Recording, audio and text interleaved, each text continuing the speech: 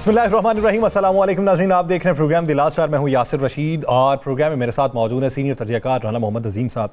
नाज़रीन, पाकिस्तानी सियासत के ऊपर बात करेंगे कि आज बिलावल भुट्टो ज़रदारी ने क्या कहा है और बिलावल भुट्टो ज़रदारी ने किस को मुदाखलत की तरफ इशारा किया है कि उसकी मुदाखलत की वजह से जमहूरियत नहीं चलती, हुकूमत नहीं चलती और हुकूमतें तब्दील हो जाती हैं। फिर ये भी बात करेंगे कि जमात इस्लामी का धरना जो है, जिसे मौखर करने का ऐलान किया है, वो किन यकीन दहानियों के बायस किया गया है। और वो यकीन दहानियाँ कि जिसके बायस जमात इस्लामी ये कहती थी कि किसी वादों पर नहीं रहेंगे बल्कि हकायक को देख के अमली जामा पहना के फिर वहाँ से उठेंगे। तो अभी उनकी तरफ क्या हकायक जो है वो वजह किए गए हैं कि जिसके बाद उन्होंने धरना मौखर करने का ऐलान कर दिया। और फिर बात की जाएगी जो सबसे बड़ी बात है, जो आज की पाकिस्तान की तारीख है कि जिसमें पाकिस्तान में खुशी के शादियाने बजाए जा रहे हैं कि ओलंपिक्स की तारीख में पाकिस्तान ने 40 साल बाद एक गोल्ड मेडल हासिल किया है। कि हमें 32 साल हो गए, हमने आखिरी कांसी का तमगा हासिल किया था, लेकिन उसके बाद हमारे हाथ कोई मेडल नहीं लगा था। और हमने जो लास्ट गोल्ड मेडल भी हासिल किया था वो हॉकी की टीम ने मजमूई तौर पे हासिल किया था, लेकिन इनफरादी तौर पे हमने आज तक पाकिस्तान की 77 साल तारीख के अंदर कोई भी गोल्ड मेडल हासिल नहीं किया जिसमें किसी फर्दे वाहिद ने कोई पहली पोजीशन ओलंपिक्स की गेम में हासिल की हो। तो अरशद नदीम पाकिस्तान का वो सपूत कि जिसके पास एक इंटरनेशनल लेवल का जेवलिन था और जो नाकारा हो चुका था, जबकि उसके मद्दे मुकाबिल भारत के नीरज चोपड़ा के पास 177 किस्म के जेवलिन थे। लेकिन उसके बावजूद भी नीरज की जो परफॉर्मेंस रही वो अरशद के मुकाबले में कम रही। लेकिन नीरज की अगर पास की परफॉर्मेंस देखें तो उसी के मुताबिक नीरज की परफॉर्मेंस थी, लेकिन अरशद की पास की परफॉर्मेंस के मुकाबले में अरशद की जो परफॉर्मेंस कल रही है वो नाकाबिले यकीन थी, अंगुष्ठे बदंदा कर देने वाली थी। और लोग वर्ताए हैरत के अंदर मुब्तला हो गए कि पाकिस्तान के मियां चन्नू के गांव का एक आम सा शख्स, एक आम सा नौजवान जिसकी उम्र 27 साल है, वो उठे और दुनिया को वर्ताए हैरत के अंदर मुब्तला कर दे, ओलंपिक्स की 118 साल तारीख को बदल दे। तो उसने पाकिस्तान के हवाले से जो पैगाम दिया और जिसके भाई का यह कहना है कि उसका मुकाबला खुद उसी की जात से था और कल के दिन जो ज्यादा 2 थ्रो फेंकी गई हैं वो उसी की जानिब से फेंकी गई। एक 92.98 मीटर और एक 91 मीटर की जो थ्रो फेंकी गई, वो दोनों थ्रो अरशद नदीम की जानिब से फेंकी गई थी। इससे पहले अगर वर्ल्ड रैकेट का जायजा लिया जाए तो जैन ज़ेलेज़नी है जिनका ताल्लुक चेक रिपब्लिक से था, उन्होंने 1996 के अंदर एक वर्ल्ड रिकॉर्ड बनाया था 98 मीटर्स का।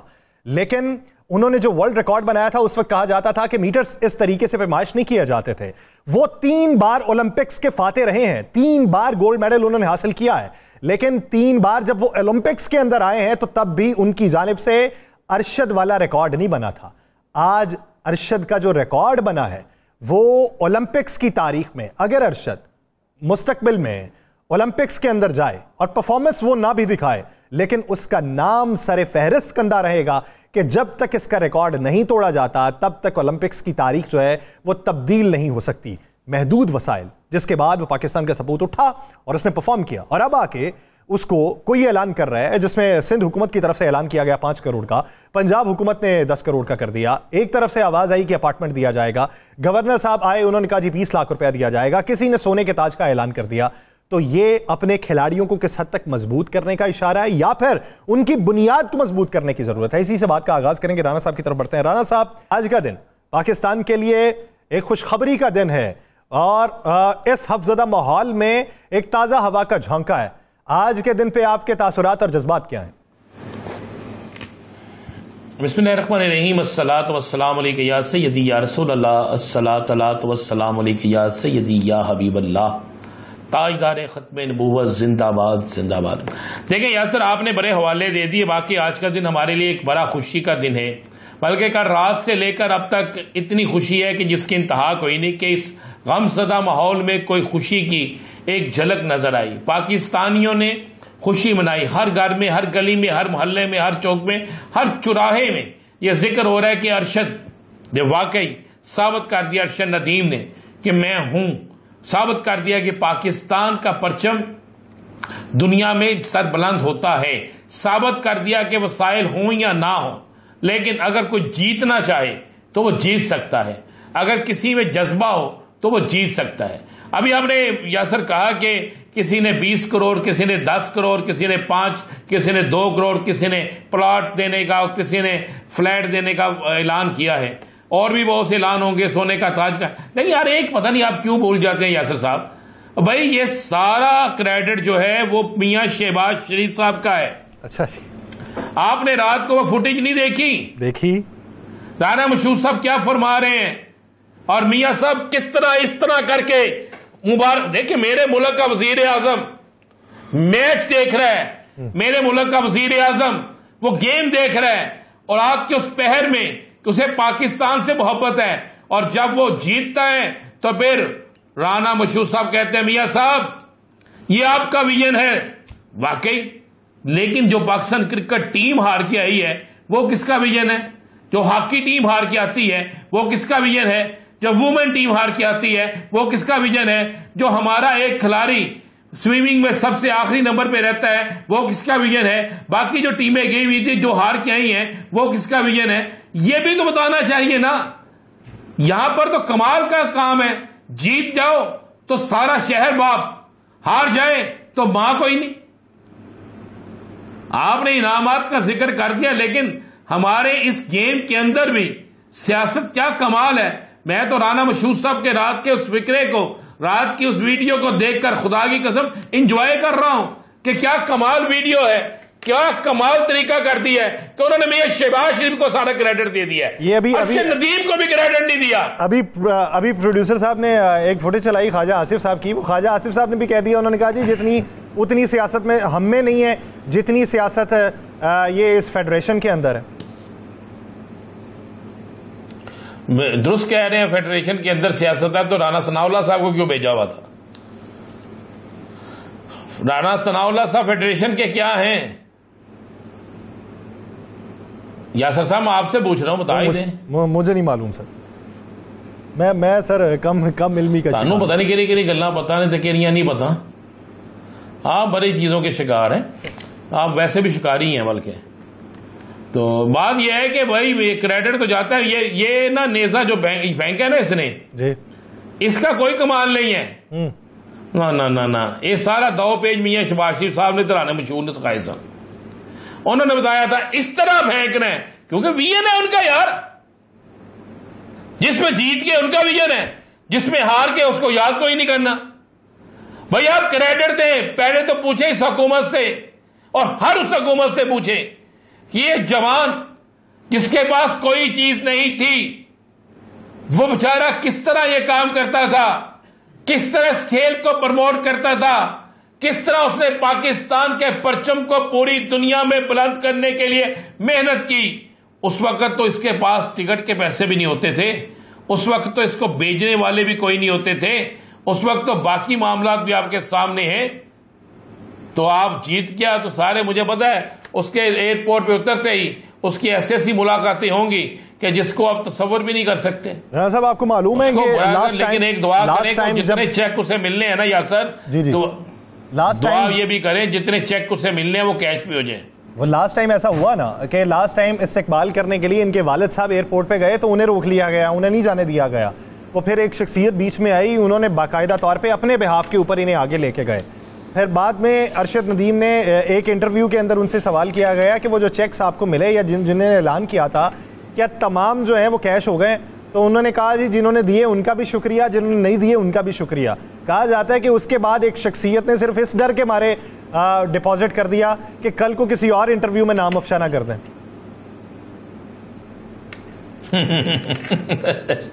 दुरुस्त कहते हैं, लेकिन ये इन सारी चीजों से हटके, इन तमाम बातों से हटके एक चीज बड़ी क्लियर है कि पाकिस्तान का एक नाम रोशन हुआ है, और शुक्र अल्लाह का पाकिस्तान का नाम रोशन किया है, और एक देहात के रहने वाले एक नौजवान ने किया है, और उसने साबित किया है कि ये है। और इसका सारा क्रेडिट मैं उसको देता हूं, उसके कोच को देता हूं, इस पाकिस्तानी कौम को देता हूं जिसने दुआएं मांगी, इस पाकिस्तान के उस बच्चे को देता हूं जो बिल्कुल उस वक्त टीवी के सामने बैठ के हाथ उठा के दुआएं मांग रहे थे। हालांकि हमने अपनी पाकिस्तानी कौमी क्रिकेट टीम के लिए भी बड़ी दुआएं मांगी हैं, और सुना है जब टीम हार जाती है वो कहती है हमारा कसूर कम है, पाकिस्तानी कौम इतनी गुनाहगार है कि उसकी दुआएं रंग नहीं लाती। लेकिन अब दुआएं रंग ले, इसका मतलब है कौम जो है उसके गुनाह जो है वो बिजली के बिलों की वजह से, महंगाई की वजह से, बेरोजगारी की वजह से उनके सारे गुनाह जो है वो कम हो गए हैं, और अब उनकी दुआएं कबूल होना शुरू हो गई हैं।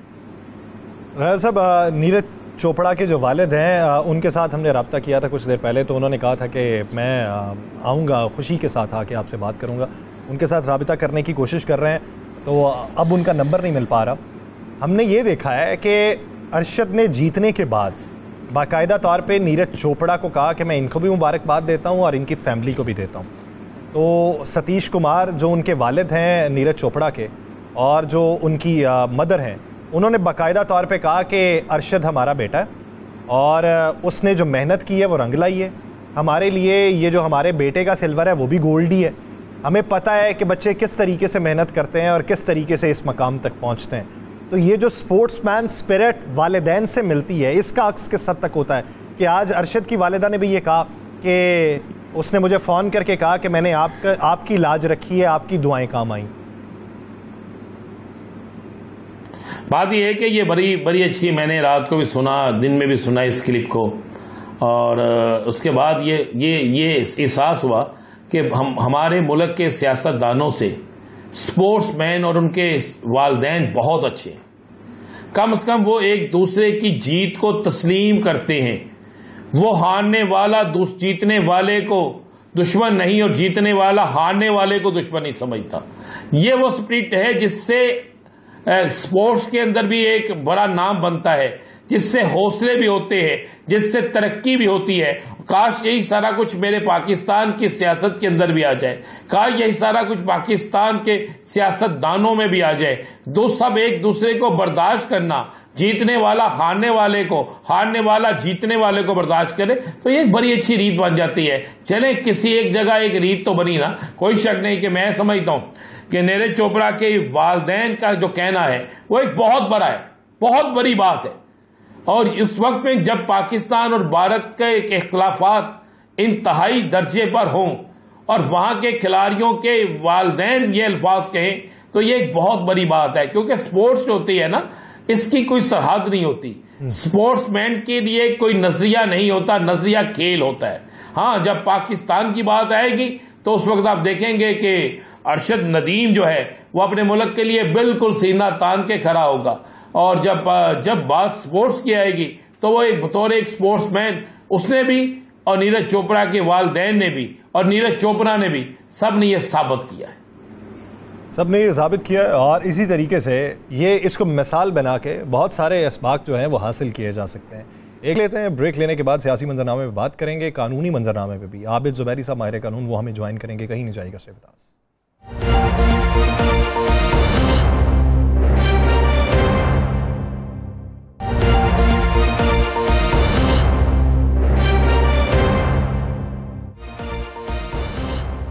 ब्रेक के बाद खुश आमदीद नाज़रीन। एक अहम सवाल कि कल जो कानून बना, उस कानून के बनने के बाद उसका इत्तलाक जो है वो क्या माजी पर भी हो सकता है या नहीं हो सकता।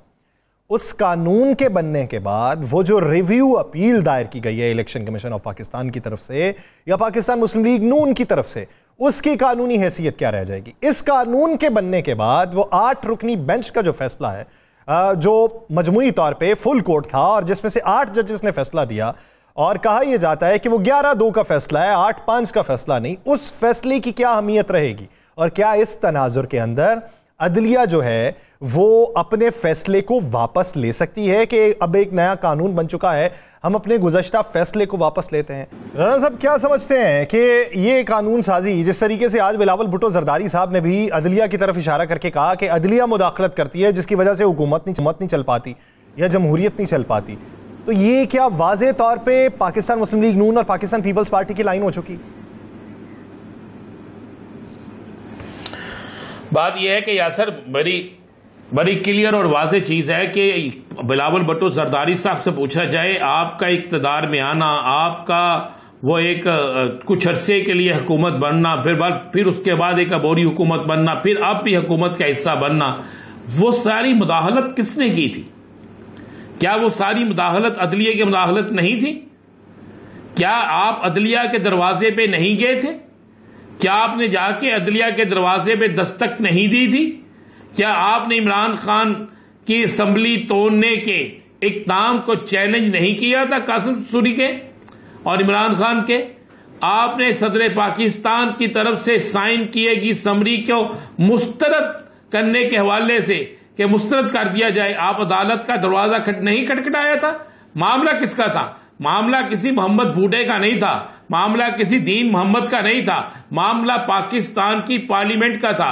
तो अपने पाकिस्तान की पार्लियामेंट के लिए आप चले जाते हैं अदलिया के पास, जाके अदलिया का दरवाजा खटखटाते हैं, वहां से आपको आपकी मर्जी के मुताबिक इंसाफ मिल जाता है। तो उस वक्त हम क्या कहेंगे? क्या अदलिया ने उस वक्त मुदाखलत नहीं की?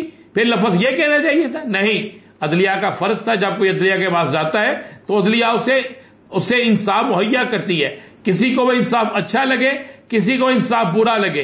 लेकिन अब क्या सूरत हाल है? किस तरह आप कह सकते हैं ये मुस्लिम लीग नून का मौकफ नहीं है? ये तो इकट्ठे हैं।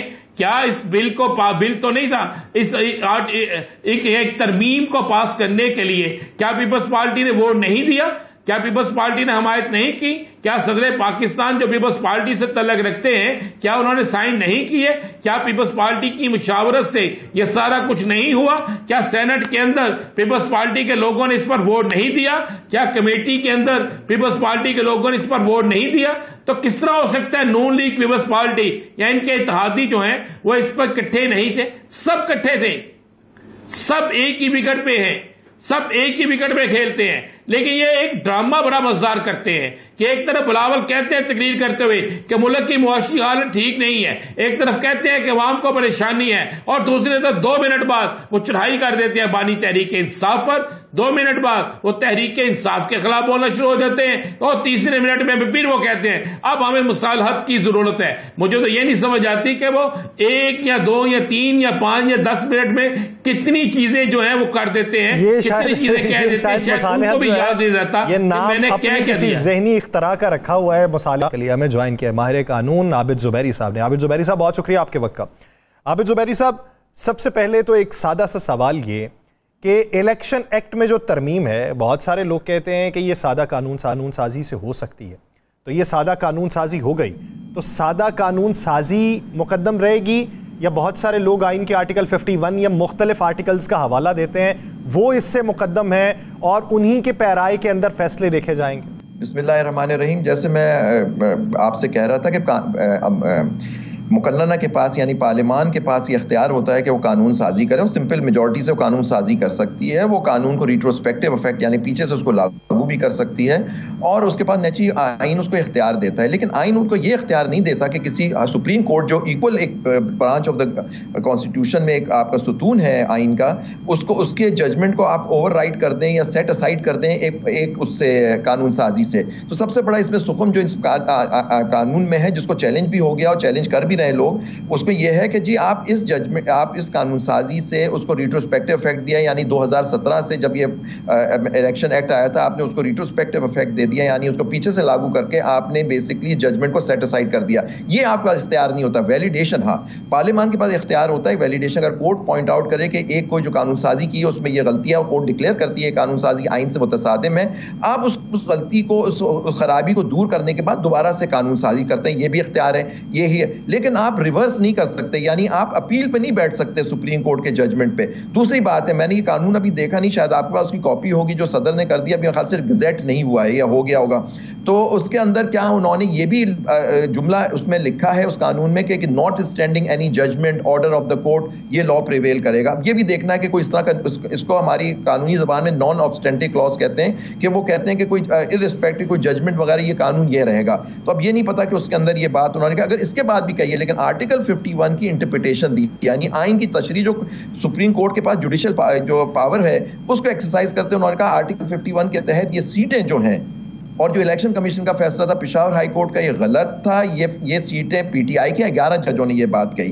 तो आप उसको कैसे रिवर्स कर रहे हैं? और ये आपका कोशिश तो आपने की है, लेकिन सुप्रीम कोर्ट इसको भी सेट, देखिए ये तो बिल्कुल क्लैश हो रहा है। यानी आप आज कल सुप्रीम कोर्ट किसी भी चीज में फैसला करेगी, ये लोग वहां बैठे हुए हैं पार्लियामान के अंदर, वो ओवरराइड कर देंगे और ये कहते हैं कि जी हम सुप्रीम है। भाई आप सुप्रीम नहीं है, ना सुप्रीम कोर्ट सुप्रीम है, ना आप सुप्रीम, ना गवर्नमेंट सुप्रीम, आइन पाकिस्तान सुप्रीम है। आइन जुडिशरी को एक हक देता है कि आपने तशरीह करनी है, और तशरीह जब आपने कर दी वो सब पे बाइंडिंग होती है। पार्लियामान हाँ उसको उसके अंदर अगर कोई गलती वो पॉइंट आउट करते हैं उसको ठीक कर सकती है, लेकिन वो अपीलेट कोर्ट नहीं है सुप्रीम पार्लियामान कि वो अपील के तौर पे इसको कह के जी हम इसको सेट असाइड करते हैं। जो हम कह रहे हैं हमने ये सेक्शन 104 में और ये जो हमने तरमीम कर दी ये लागू होगी और ये सुप्रीम कोर्ट का फैसला नल एंड वॉइड हो गया, ये बिल्कुल नहीं कर सकते। ये क्लैश की तरफ जा रहा है, ये एक महज़ब माशरे में नहीं होता।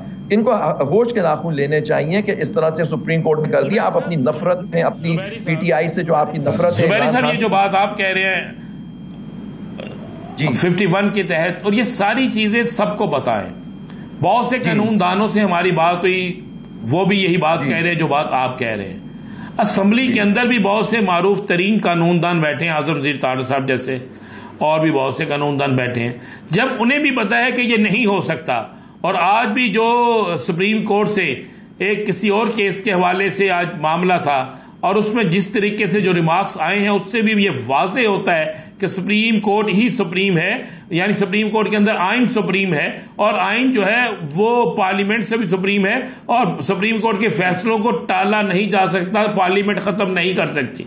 इन तमाम चीज़ों के बावजूद ऐसे बिल पास करना या ऐसी तरमीम करना, इसका मतलब है ये किसी और मसले के लिए टकराव के लिए है। नहीं देखिए, पार्लियामान ने तो टकराव तो पिछले साल से कर लिया था। आपको याद होगा जब इलेक्शन के ऊपर सुप्रीम कोर्ट ने ऑर्डर किया कि इलेक्शन इस तारीख तक हो जाने चाहिए, पंजाब की और खैबर पख्तूनख्वा की इलेक्शन, वो नहीं हुए।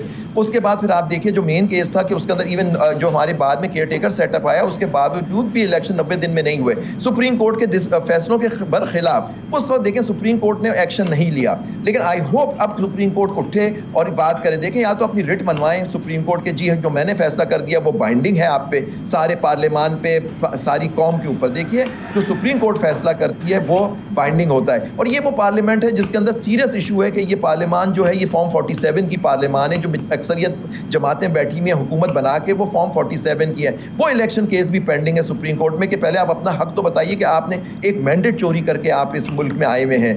तो आप अब मैंडेट चोर जो होते हैं वो पार्लियामान ठीक है बैठे हुए आप कर रहे हैं, आजम नदीर तारड़ साहब बहुत बड़े वकील साहब हैं, उनको ये सारी बातें मालूम है, लेकिन उनका एक एजेंडा है। एजेंडा ये है कि हमने सुप्रीम कोर्ट को नीचा दिखाना है, हमने पीटीआई इमरान खान की बात, हमने उनको सीटें नहीं देनी है। यही का फैसला है जो इन पे बाइंडिंग होता है, और ये जो आता है उसके तहत ये लोग सब मिलकर बात करें। जुबैरी साहब ये बताइए, सर ये बताइए, नुकसान कर रहे हैं, इसके रिवर्स में अदलिया से क्या पैगाम आ सकता है? क्योंकि अभी तफसीली फैसला जो बकिया जजेस का है वो अभी तक नहीं आया। क्या उस तफसीली फैसले में ऐसी कोई चीज़ हो सकती है, उसकी कोई गुंजाइश मौजूद है कि जिससे ये कानून साजी का लदम करार हो जाए, या फिर कोई और पैगाम वो रिव्यू के अंदर ही सारा कुछ क्लियर होगा? देखिए वो मेरे ख्याल से क्योंकि ये इशू अब ये एक्ट बन गया है, ये अब बना है, तो इसको जब तक चैलेंज नहीं होकर ये इशू आएगा उसमें वो कर सकते हैं। उसमें तो ये एक्ट था नहीं जब ये जजमेंट। अब देखिए रीजनिंग जो होती है ना, ऑर्डर जो था वो आप उस दिन आ गया जुलाई में, जो ऑर्डर था कि जी ये वो देखिए short order is the judgement of the court. Reasoning जो होती है उसकी रीजनिंग होती है। अब देखिए दो जजों ने जो माइनॉरिटी जज थे उन्होंने पर सब चीजें करते हुए एक अजीब सा फैसला दे दिया, और यहां तक उसके अंदर लिख दिया कि जी हुकूमत इस फैसले को नहीं माने। मैं तो कहता हूं उन जजों ने बहुत आइन के साथ इनहराफ किया है, उन दो जजों ने जो ये बात उन्होंने कही है। ये सुप्रीम कोर्ट के जज हैं, अपनी इंस्टीट्यूशन के खिलाफ वो बगावत का इंदिया दे रहे हैं पार्लियामान को और हुकूमत को। बड़े अफसोस की बात है। ये इस मुल्क में हमने ये भी चीज़ें देख ली कि माइनॉरिटी फैसला जो बाइंडिंग ही नहीं होता, जिसकी कोई वक़्त ही नहीं होती, सिर्फ एक वो होता है कि जो उसका होता है बाद में जाके हाँ वो फॉलो हो जाए। तो आपने उनको लिख के दे दिया, आपने प्रीएम्प्ट कर दिया कि जी ये चीज़ें होंगी, आप उसको फॉलो ना करें। तो अब मेजॉरिटी फैसला होता है वो बाइंडिंग होता है, और जब मेजॉरिटी फैसला होता है वो सारे कोर्ट का, ये फुल कोर्ट का फैसला है, 13 जजेस का फुल कोर्ट है। तो वो चाहे 8-5 से है या 11-2 से है, जो भी है वो सारे कोर्ट का माना जाता है। फुल कोर्ट के फैसले ने कह दिया ये सीटें पार्लियामान की सीट, ये जो सीटें पीटीआई की हैं और उनको हिसाब से उनको रिजर्व सीट्स मिलनी चाहिए। और दूसरी बात है कि आप उनकी सीटें किसी और में माले गनीमत समझ के तकसीम नहीं कर सकते। तो ये सुप्रीम कोर्ट का, सुप्रीम कोर्ट को खुद ये देखना है कि वो अपनी रिट को कैसे मनवाती है। आज सुप्रीम कोर्ट की रिट नहीं मानी जाएगी। जो पिछले दिन मैंने उस वक्त कहा था, जब मैं पिछले साल जब था, मैंने उस वक्त कहा था कि देखिए आज आप इन्फोर्स नहीं कर रहे अपनी रिट, आगे जाके भी आपकी बात नहीं मानी जाएगी। क्योंकि आप देखिए हमारे मुल्क में यह हाल है कि सुप्रीम कोर्ट का ऑर्डर नहीं मान जाता, एक एडिशनल डिस्ट्रिक्ट जज का केस जो होता है ना, क्योंकि वो वो फौरन इंप्लीमेंट भी हो जाता है, इवन साइन होने से पहले। तो हमारे मुल्क में तो हमने पिछले साल ये चीज़ें भी देखी, पिछले अगस्त में। तो अब ये है सुप्रीम, अब देखिए बिल्कुल क्लैश है ये सुप्रीम कोर्ट की अथॉरिटी रिट। अगर आज सुप्रीम कोर्ट की रिट खत्म हो गई तो मेरा और आपके सारे जो हुकूक हैं, जो आइन हमें देता है, फंडामेंटल राइट जिसे कहते हैं बुनियादी हुकूक, वो सल्ब हो जाएंगे और सल्ब हो चुके हैं हमारे यहाँ। जो ह्यूमन राइट्स और इन चीज़ों का चीज़ें आज हो रही हैं, आप देखिए शरीयत के खिलाफ फैसले भी आ रहे हैं और ये सब चीज़ें हो रही हैं इस मुल्क में अब। अच्छा, ये तो बता दें आपको दी एंड क्या नजर आ रहा है, जीत किसकी होगा? अगर ये चैलेंज होगा, ये सुप्रीम कोर्ट में चैलेंज हो गया होगा, इसमें सुप्रीम कोर्ट कहेगी ये आप नहीं कर सकते थे, फिर वो ये अपना उसकी फैसले को इम्प्लीमेंट करेंगे। अब देखिए ना, अब ये जो आर्टिकल 190 कहाँ जाएगा हमारा? देखिए हमारे आइन, सब ये जो बड़ी बड़े लोग बैठे हुए हैं इस मुल्क में, जो आके रोज हम टीवी पे सुनते हैं उनकी बातें, वो आइन के अंदर काम कर रहे हैं, वो आइन के अंदर लोग हैं, उनको आइन का हल्फ उठाया हुआ है डिफेंड करने का। तो क्या ये डिफेंड कर रहे हैं या अपने हल्फ से इनहराफ कर रहे हैं, जो सुप्रीम कोर्ट के ऑर्डर को नहीं मान रहे? ये जितने लोग हैं, ये आइन से इन्होंने ये आइन से गद्दारी है जो ये हो रही है इस मुल्क में इस वक्त। आबिद ज़ुबैरी साहब, एक आखिरी सवाल, क्या पार्लियामान के ऊपर भी कंटेम्प्ट ऑफ कोर्ट लग सकता है या नहीं लग सकता? देखिए अब पार्लियामान के ऊपर तो कंटेम्प्ट ऑफ कोर्ट नहीं हो सकता, लेकिन सुप्रीम कोर्ट जो जिनको इम्प्लीमेंट करना था, इलेक्शन कमीशन वगैरह, उन पे लगाए ना लोगों पे। इलेक्शन कमीशन हो गया, हुकूमत के जो लोग हैं उन पे लगाए, उन मखसूस लोगों ने लगाए जिन्होंने ये किया। और आप ये देखिए प्राइवेट बिल आता है, उसके सारी रूल्स को सेट असाइड करके वो टेकअप होता है और उस पर कानून साजी हो जाती है और सदर मुमलिकत उसको साइन भी कर देते हैं। तो आप देखिए प्राइवेट बिल की, ये प्राइवेट बिल को तो एक स्पेशल डे होता है, सारे रूल्स है, रूल 118 वगैरह, नेशनल असेंबली रूल्स जो है हमारे, उन सब को बालाए ताक रखते हुए ये सब चीजें हो जाती हैं। अब इन लोगों को देखिए, कंटेम्प्ट जो होती है वो इंडिविजुअल्स के, इंसान के खिलाफ होती है। तो इन लोगों के जो लोग इसमें मुलव्वस हैं, जो सुप्रीम कोर्ट के ऑर्डर की वायलेट कर रहे हैं, उनके खिलाफ कंटेम्प्ट प्रोसीडिंग्स करनी चाहिए सुप्रीम कोर्ट को, खासतौर पे इलेक्शन कमीशन ऑफ पाकिस्तान, खासतौर पे इलेक्शन कमीशन पे कंटेम्प्ट सुप्रीम कोर्ट को लगानी चाहिए। बहुत शुक्रिया आबिद ज़ुबैरी साहब इस वक्त देने के लिए। नाज़रीन, दीगर इश्यूज़ पे बात करेंगे एक शॉर्ट ब्रेक के बाद, कहीं नहीं जाएगा शहबाज।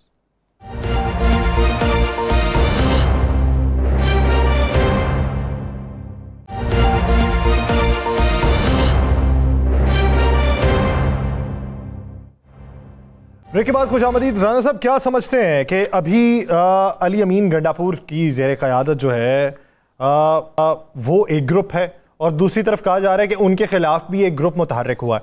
ये पार्टी के अंदर रिफ्ट डालने की कोशिश है या हकाइक हैं ऐसे कि उनके खिलाफ कोई मुतहर्रिक है? बात यह है कि कोई भी किसी के खिलाफ, देखें हर शहर में, हर इलाके में, हर सूबे में एक दूसरे के खिलाफ ग्रुप मौजूद होते हैं, लेकिन आप एक चीज़ ज़हन नशीन कर लें और अच्छे तरीके से ज़हन नशीन कर लें कि जिसको इस पाकिस्तान तहरीक इंसाफ के अंदर इमरान खान की हमायत हासिल होगी, उस ग्रुप के खिलाफ कोई कुछ भी नहीं कर सकेगा। एक बात आप बड़ी क्लियर लिख कर इस बात को रख लें। ये जो अचानक से चलनी शुरू हुई है ना, चलनी शुरू है कि ये अली अमीन गंडापुर के खिलाफ एक ग्रुप जो है वो बड़ा मुतहर्रिक हो चुका है, वो फलां कर रहा है, फलां कर रहा है, फलां कर रहा है। मुझे उनमें से कोई 5 नाम बता दे। मैं अक्सर लोगों से कहता हूं कि यार खबर की हमें तस्दीक कर लेनी चाहिए, हमें खबर के अंदर तक जाना चाहिए।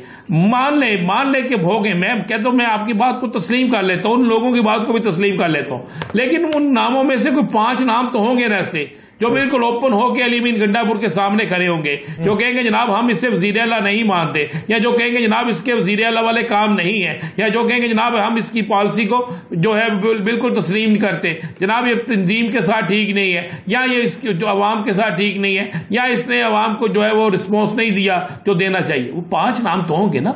इतनी बड़ी असम्बली है, अक्सरियत है इनकी, उनमें 5 तो ऐसे नाम होंगे ना यासिर साहब जो सामने आए होंगे।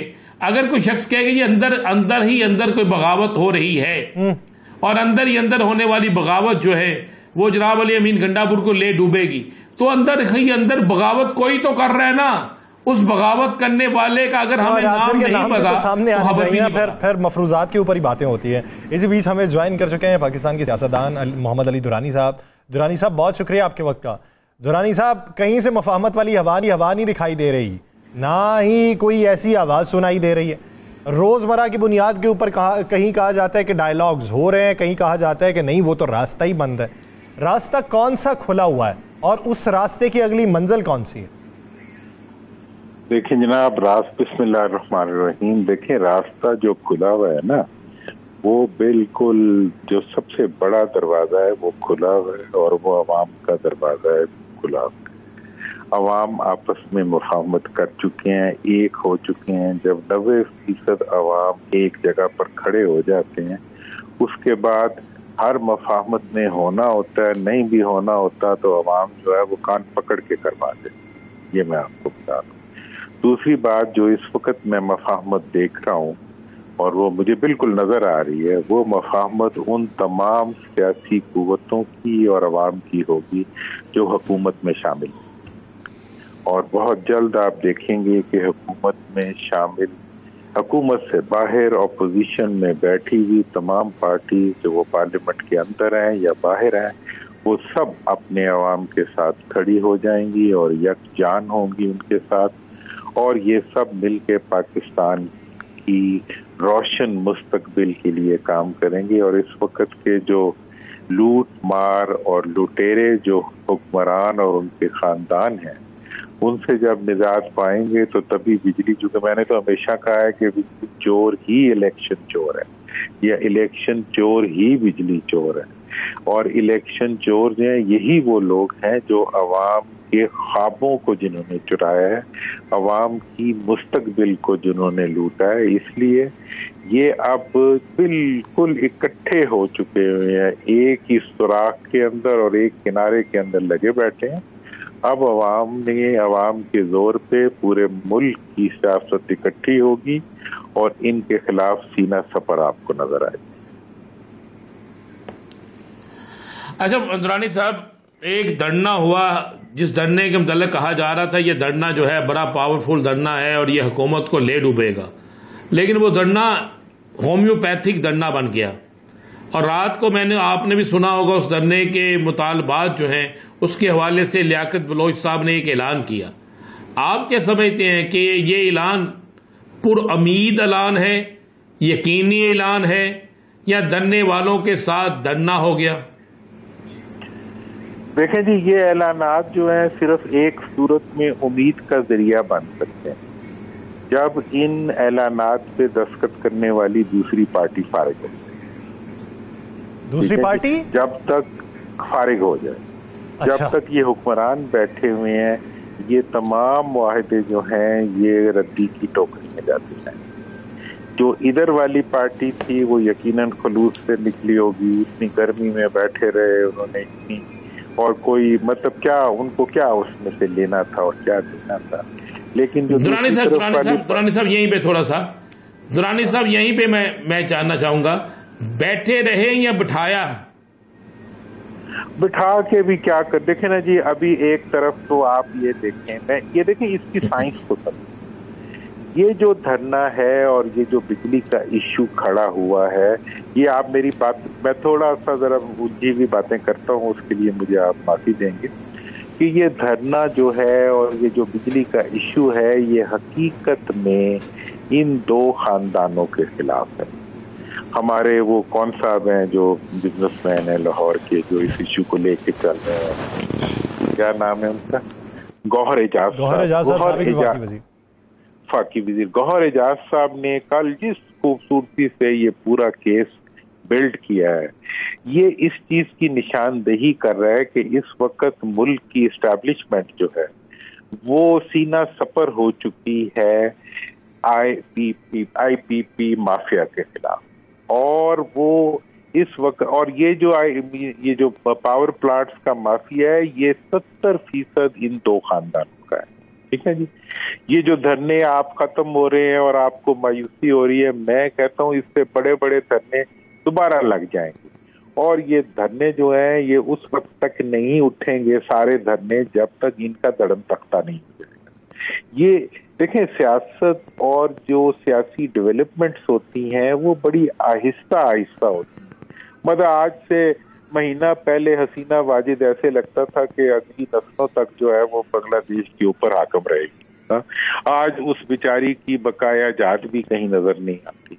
तो इसलिए अवाम से मत्था लगाने वाले जो कुव्वतें होती हैं और जो हुक्मरान होते हैं, वो अगर पाँव भी पकड़ लेना किसी के, ये अगर जाके भी शुरू कर दें ना, तो वो उसके साथ नहीं खड़ी होगी जिसके साथ अवाम ना हो।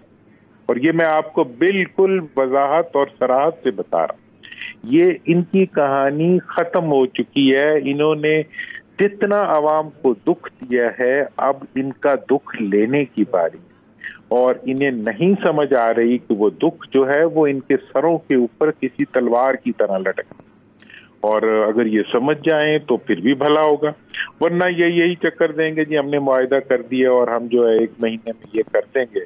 1 महीने में उस वक्त करेंगे जब अपने बच्चों को अपने घरों से निकालेंगे, जब अपने बच्चों की फैक्ट्रियां बेचेंगे, जब अपने बच्चों की लूटमार खत्म करेंगे, तब भी कुछ देंगे ना अवाम को, उसके साथ तो नहीं दे सकते। तो इसलिए ये एक खत्म हुई हुई कहानी है, ये किस्सा पारीना है और इस वक्त हकीकत है, लेकिन मुझे नजर आ रहा है कि कल ये हकीकत नहीं। अच्छा दुरानी साहब, ये बताइए कि इस वक्त पाकिस्तान मुस्लिम लीग नून और पाकिस्तान पीपल्स पार्टी, बिलखुसूस ये 2 जमातें, ये अदलिया के साथ मत्था लगाने वाली बात है कि जो अभी इन्होंने कानून पास किया, जिसमें आज बिलावल भुट्टो जरदारी ने तो बाकायदा तौर पर यह कह दिया कि अदलिया मुदाखलत करती है जमहूरी निज़ाम के अंदर। क्या ये एक नया नैरेटिव चाह रहे हैं या इनकी इंटेंशंस कुछ और हैं? वो आज मैं एक हमारे बुजुर्ग सियासतदान है महमूद खान साहब, उनसे मिल रहा था, तो उन्होंने बड़ी खूबसूरत बात, उन्होंने कहा जी आर्मी चीफ ने कहा है जी कि आइन और दीन का उससे जो है शरीयत से मुतसादिम जो होगा, मुझे हाँ शरीयत से मुतसादिम जो है वो कोई चीज हम बर्दाश्त नहीं करते। उन्होंने कहा जी इन दोनों चीजों से मुतसादिम तो ठीक है, मतलब ये है कि ना आइन को मानते हैं और ना शरीयत को मानते हैं, ना इंसाफ को मानते हैं और ना कानून को मानते हैं। भाई तुम अदलिया से लड़ोगे तो आइन से लड़ोगे, कल तो तुम, आज तो तुम फिर वही काम कर रहे हो। मतलब ये है कि बार बार तुम्हें पैगाम दिया जा रहा है, और मैं ये बात सराहत से कह रहा हूँ कि ये पैगाम कि वापस आइन की हदूद में आ जाओ, आइन की लिमिट्स में आ जाओ, आप आइनी हदूद से बाहर छलांगे ना लगाओ। इस मुल्क, अब ये मुल्क जो है ये अब किसी अनसर्टेनिटी का और किसी किस्म की कानून शिकनी का, अब वो आइन शिकनी का बोझ नहीं उठा सकता। तो आइन को अगर मानना है अब अदालतों से जनाब, मतलब ये कहते हैं कि जी हमने कैंडिडेट्स को सीटों से रस्सियों से बांध दिया, उन्हें बांधा हुआ था, उसके बाद उन्होंने चूंकि पेपर जमा नहीं कराए तो इसलिए अब उनके पेपर जमा नहीं हो सकते। भुट्टो साहब ने भी यही किया था 77 के इलेक्शन में कि जान मोहम्मद अब्बासी को उठा के ले गए थे और उसको पेपर जमा नहीं कराने दिए थे, और तमाम चीफ मिनिस्टर्स को भी इसी तरह किया। ये कौन से कानून की बात करते हैं, कौन से इंसाफ की बात करते हैं, इन्हें शर्म भी नहीं आती। ये आइन, कानून, इंसाफ, मतलब एक नेचुरल जस्टिस और एक अंधों की मतलब जस्टिस जिसको नजर आता है उसको भी नहीं मानते, और ये कहते हैं कि जी हम जो है हम आइन के पास पाने। इन्हें अपने जो लीगल टीम है कम से कम, और इन्हें जो समझाने में अब तो चंद लोग रह गए हैं जो इनके साथ खड़े होते हैं, और तो कोई नजर भी नहीं आता। इनकी अपनी पार्टी, और मैं देख रहा हूँ कि नून रहेगी सिर्फ मुस्लिम लीग रहेगी और मुस्लिम लीग रहेगी। यही जो चीज़ है कि इस सूरत हाल के अंदर पाकिस्तान किसी और अदम इस्तेहकाम का जो है मुतहम्मिल नहीं हो सकता। बहुत शुक्रिया मोहम्मद अली दुरानी साहब इस हवाले से के लिए। नाज़रीन दिगर इश्यूज़ पे बात करेंगे, एक शॉर्ट ब्रेक के बाद कहीं नहीं जाएगा। सैयदास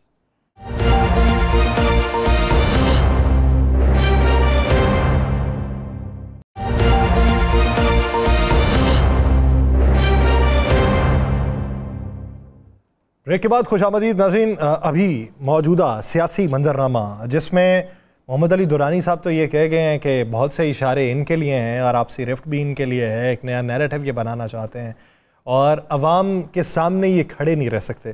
राना साहब, आप क्या देख रहे हैं अगले 2 माह जिसकी मुतअद्दिद साइडों से आवाज़ें आ रही हैं, चाहे वो पीपल्स पार्टी के सीनियर रहनुमा हो, कुछ और भी रहनुमा जो ये कहते हैं कि फॉर्म 47 वाला ये हुक्मरान है, और फिर पाकिस्तान तहरीक इंसाफ वाले या दीगर लोग जो हैं वो जो बातें कर रहे हैं, जो क्लेम कर रहे हैं, किस मंजरनामे के तहत कर रहे हैं? मुआशी मंजरनामे के तहत, सियासी मंजरनामे के तहत, या कोई रवाबती मंजरनामे के तहत? देखें, इसमें तीनों चीज़ें यासर, मुआशी, सियासी, और उसके बाद तीसरी चीज़ जो है वो अदारों से क्लैश। ये 3 चीजें हैं, बिल्कुल वाज़ेह है। देखो, सियासी तौर पर हुकूमत मुकम्मल तौर पर नाकाम हो चुकी है। उसकी वजूहात आपके बिल्कुल सामने है कि सियासी तौर पर अवाम को एक चीज भी ये डिलीवर नहीं कर सके। अभी तक मुस्लिम लीग नून इख्तिदार में आने के बावजूद भी एक भी ऐसा जलसा नहीं कर सकी जिससे ये साबित कर सके कि हमारे हुकूमत में आने के 100 दिन से जायद अरसा गुजरने के बावजूद अवाम हमारे साथ है, अवाम को हम पर इत्मीनान है, हमारा कारकुन हमारे साथ खड़ा है। पीपल्स पार्टी नहीं कर सकी, MKM नहीं कर सकी, मतलब वो जमातें ये जिस तरह अवामी इज्तिमा करना चाहिए वो नहीं कर सके। तो सियासी तौर पर तो ये बिल्कुल मुकम्मल तौर पर नाकाम होंगे। मुआशी तौर पर आपको मुझसे ज्यादा पता है, बल्कि किसी और की हम बात ही नहीं करते। आपके मुल्क के एक ऐसे शख्स जो अपने आप को कहते हैं कि मैं इस मुल्क का विजन बेहतरीन बना रहा हूं, यानी हम बात कर रहे हैं हमारे शकरगढ़ से तल्लक रखने वाले एहसन इकबाल साहब की। वो कहते हैं हमारे पास तो तनख्वाहें देने के पैसे नहीं है।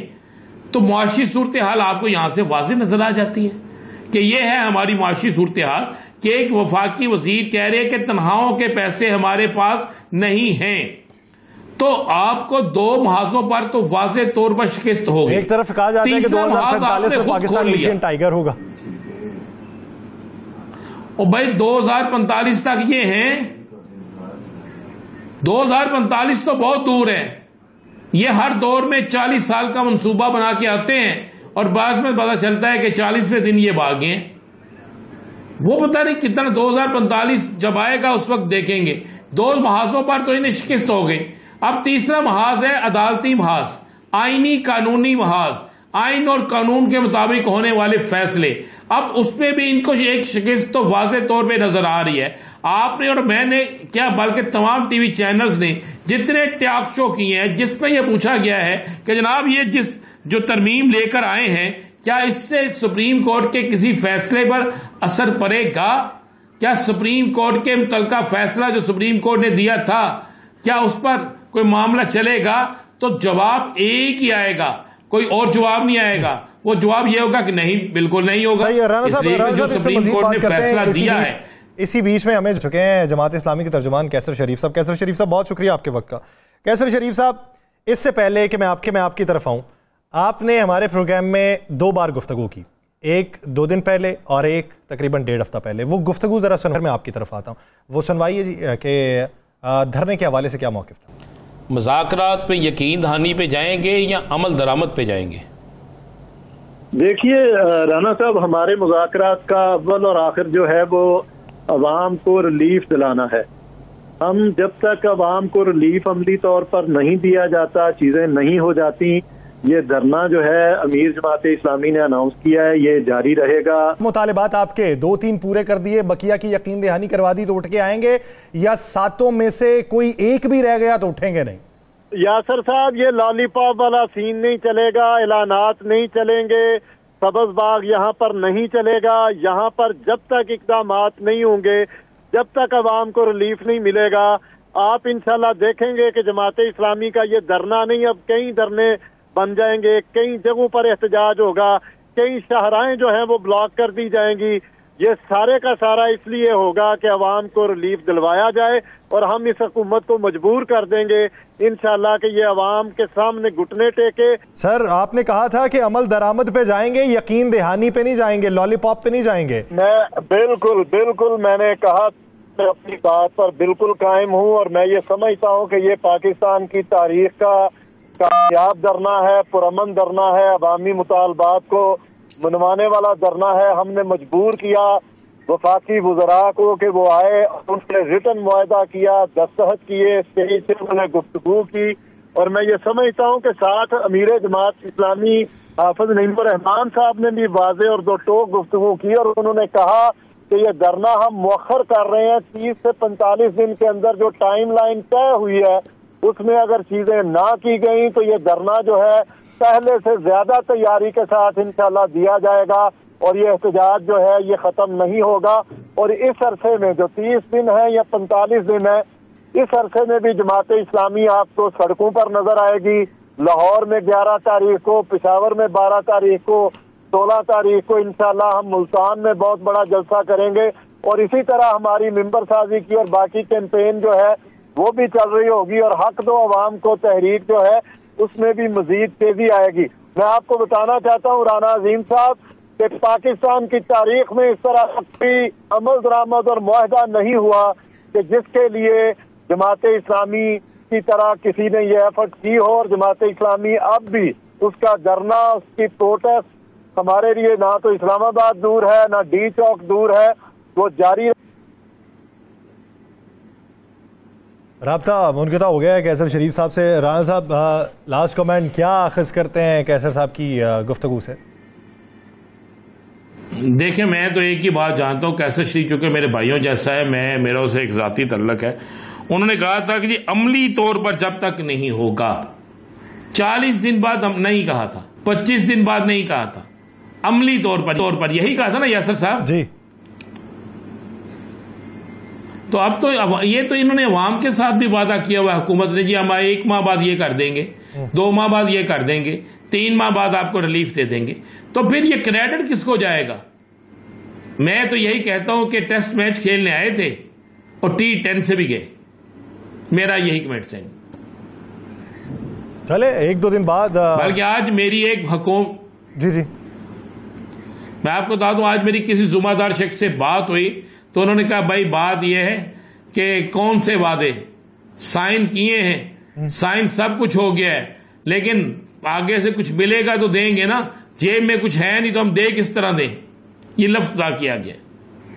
यानी हमने तो यहाँ पे ये भी देखा है कि मिसाक मईशत करने वाले, मिसाक जमहूरियत करने वाले आपस में बाद में दस्तों गिरबां हुए, फिर इल्हाक हुआ, इत्तेहाद हुआ, फिर उसी के अंदर मुनाफरत पाई गई और हमें अमली तौर पे वो बंटवारा देखने में आया, फिर से इकट्ठे हैं।